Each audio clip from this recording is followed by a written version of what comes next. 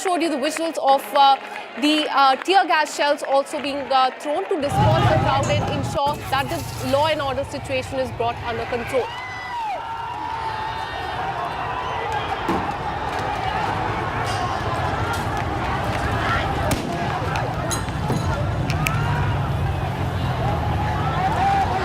All right, let me go across to my colleague Krutat, who joins us live on the broadcast with more details. Krutat, tell us about the situation on the ground and what really led to this protest. Akansha, the situation on the ground remains extremely tense. These are live visuals, ladies and gentlemen, coming out from the Nepalese parliament there, where tear gas shells have been officially fired as the National Guard is mobilized, and there is a massive crowd control effort ongoing where young protesters are protesting against the massive social media ban that was imposed by the government of KP Sharma Oli in Nepal just a couple of days ago.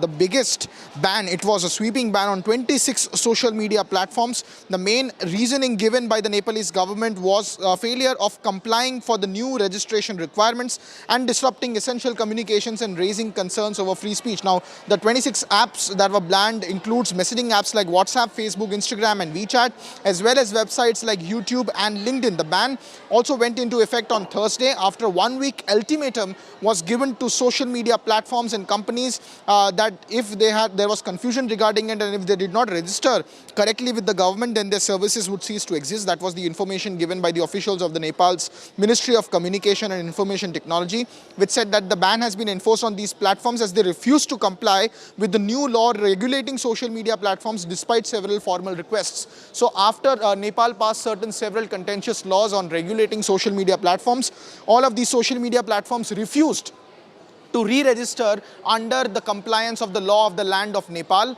and subsequently these apps ceased operations because they did not re-register correctly with the government as per the rules and law of the land of Nepal, and their services ceased to exist last Thursday. Since then, in the last 4 days, there has been massive escalation. Today we see young students coming out onto the streets in an effort calling it quote-unquote a Gen Z revolution, showing the key target demographic of these social media platforms. The visuals that you see on your screen are of various locations across the capital city of Nepal there.